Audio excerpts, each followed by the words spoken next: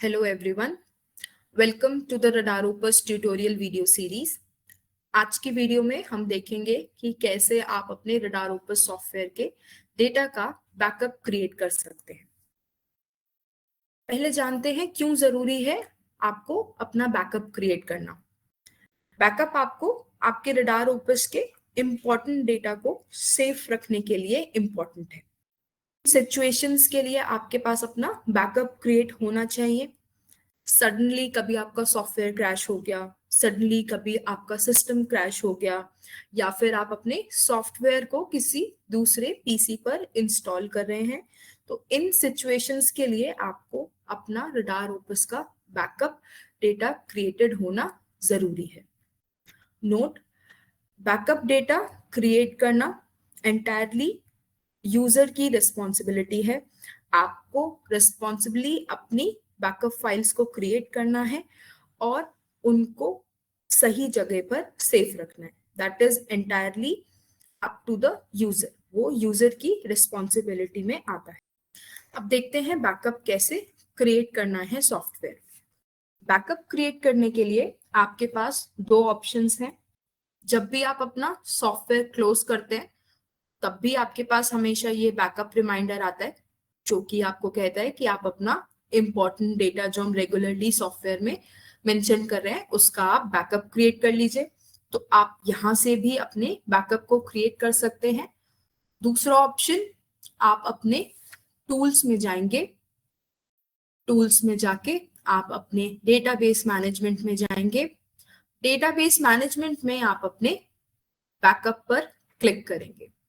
जब आप अपने बैकअप पर क्लिक करते हैं तो आपके सामने ये बैकअप की विंडो ओपन हो जाती है जो आपसे पूछती है कि क्या आप खुद चूज करना चाहते हैं उन फाइल्स को जो आप बैकअप में रखना चाहते हैं, या फिर आप रडारोपस सॉफ्टवेयर को चूज करने देना चाहते हैं उन फाइल्स को जो कि बैकअप में रखनी है।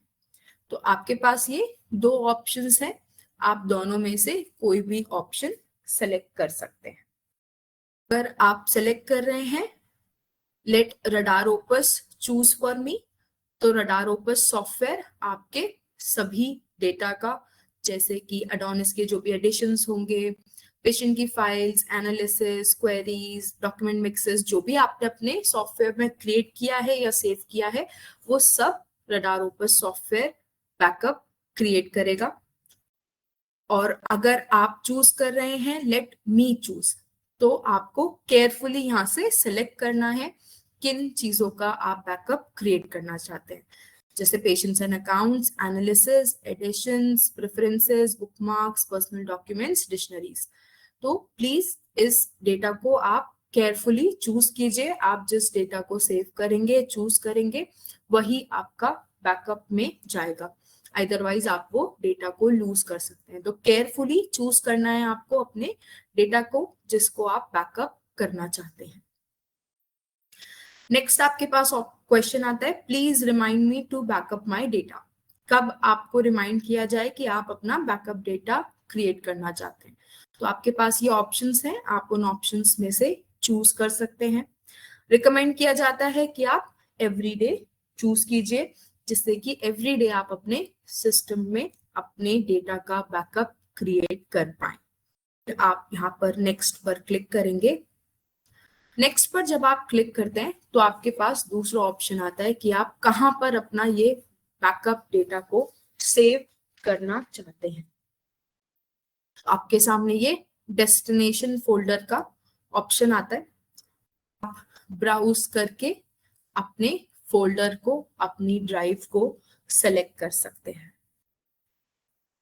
ध्यान से अपने बैकअप के फोल्डर को और ध्यान से अपने बैकअप की ड्राइव को आप चूज करेंगे और उसे आप रिमेंबर भी करेंगे। रिकमेंडेड है कि आप अपने बैकअप को ड्राइव डी या फिर ड्राइव ई में सेव कीजिए। बाकी आप कोई भी ड्राइव चूज कर सकते हैं फॉर क्रिएटिंग योर बैकअप। मैं अभी सी ड्राइव में बैकअप को क्रिएट कर रही हूँ। सिंपली आप अपना ड्राइव ओपन करेंगे। ड्राइव में आप एक फोल्डर क्रिएट कर लीजिए कि रडार ओपस के नाम से हो, फिर रडार ओपस बैकअप, आप कुछ भी सेव कर सकते हैं उस फोल्डर का नाम, जो भी आप इजीली रिमेम्बर कर पाए। फोल्डर को सेलेक्ट कीजिए, अपना डेस्टिनेशन चूज कर लिया है। नेक्स्ट पर जब आप क्लिक करेंगे तो आपके सामने सारे फाइल्स की डिटेल आ जाएंगी कि कौन सी फाइल्स आपकी इस बैकअप डेटा में सेव। स्टार्ट करेंगे, 1-2 मिनट में आपका ये बैकअप सेव हो जाएगा।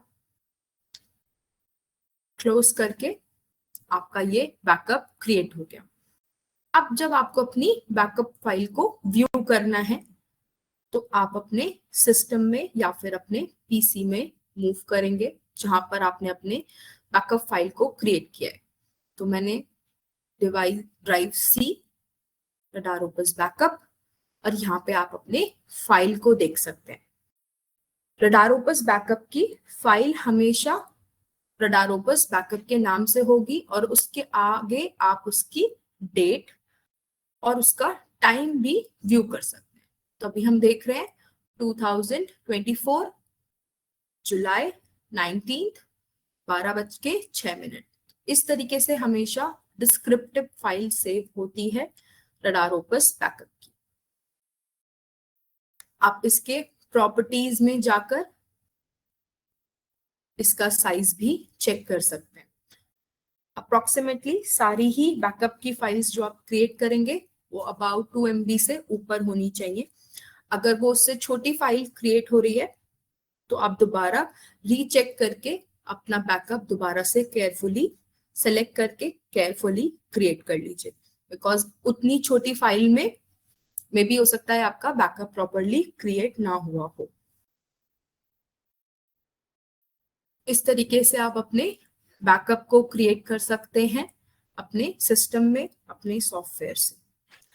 आपने जो अपनी बैकअप की फाइल सेव करी है, रिकमेंड किया जाता है कि आप उस बैकअप की फाइल को एक एक्सटर्नल डिवाइस में भी सेव कर लीजिए या फिर आप अपने क्लाउड पे अपलोड कर लीजिए, जिससे कि कभी अगर आपका कंप्यूटर ही क्रैश हो जाता है या फिर अगर आप कभी अपना सिस्टम या पीसी चेंज कर रहे हैं तो आप अपनी उन फाइल्स को इजीली अपने एक्सटर्नल डिवाइसेस में लोकेट कर सकते हैं।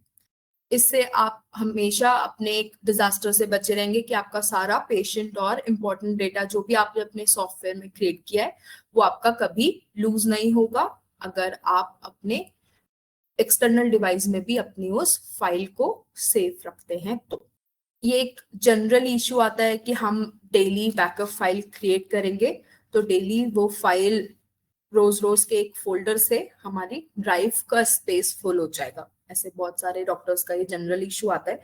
तो उसके लिए आपको सिंपली बस अपने लेटेस्ट बैकअप फाइल्स को सेव रखना है। तो अबाउट 7 to 10 डेज की जो लास्ट बैकअप फाइल्स हैं उन्हें आप सेव रखिए बस अपने सिस्टम में।